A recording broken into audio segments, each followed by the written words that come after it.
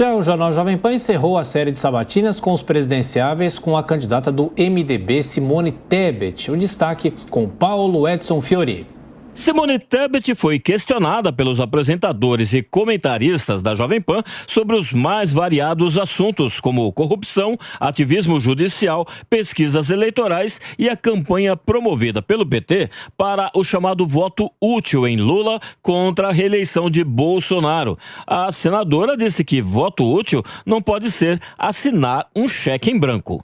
O problema é que quando o candidato que defende o voto útil e foge do debate, que eu estou falando especificamente do ex-presidente Lula, que quer levar no primeiro turno, mas quer, na realidade, que a população brasileira dê um cheque em branco para ele.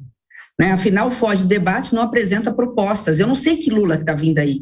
Eu não sei que projeto de PT. Eu não sei se ele está falando em rever reformas, em retrocessos na pauta econômica, o que ele vai fazer para a educação, para a saúde, para a segurança pública das famílias. A candidata do MDB afirmou que o presidente Bolsonaro perde para qualquer um no segundo turno e disse ser a menos rejeitada, segundo pesquisas de intenção de voto.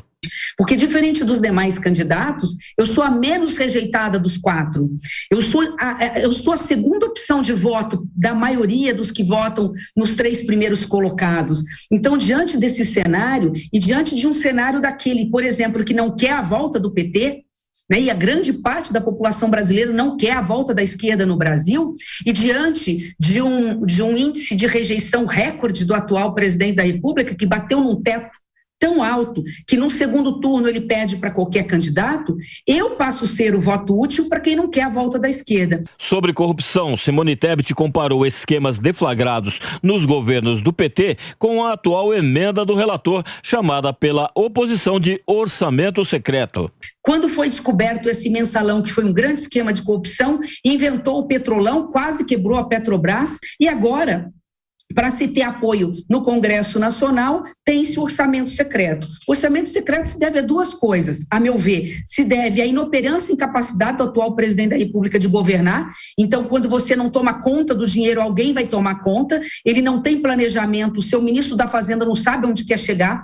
Fala, entrega e não entrega. Não entrega absolutamente nada. Não entregou privatizações, não entregou concessões, não entregou PPPs.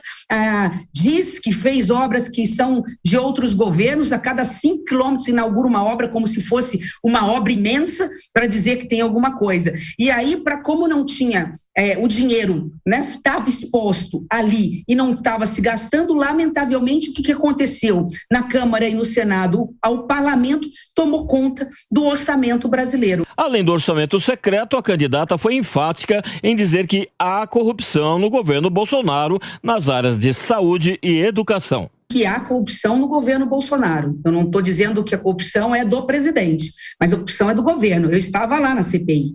Eu vi o núcleo militar no Ministério da Saúde e o núcleo político no Ministério da Saúde através de documentos. É a minha área, como eu falei, 12 anos eu dei aula de contratos, de concessão, de serviço público, ninguém me contou, eu descobri a nota. Houve tentativa ali, como houve tentativa no Ministério da Educação. Tanto é que um ex-ministro teve busca e apreensão ou teve mandato de prisão. Mas a pergunta que fica, Fábio, e eu deixo essa pergunta no ar, é o seguinte, por que o governo Bolsonaro não coloca a educação como prioridade no Brasil? Não cuida das crianças como deveria? Por que troca de tantos ministros? Hoje ninguém sabe, eu pergunto, você sabe qual é o nome do atual ministro da Educação? Simone Tebet, no entanto, concorda com o presidente Jair Bolsonaro em algumas críticas, principalmente com relação ao ativismo judicial do STF, e prometeu que, se eleita, acabará com o mandato vitalício de ministros.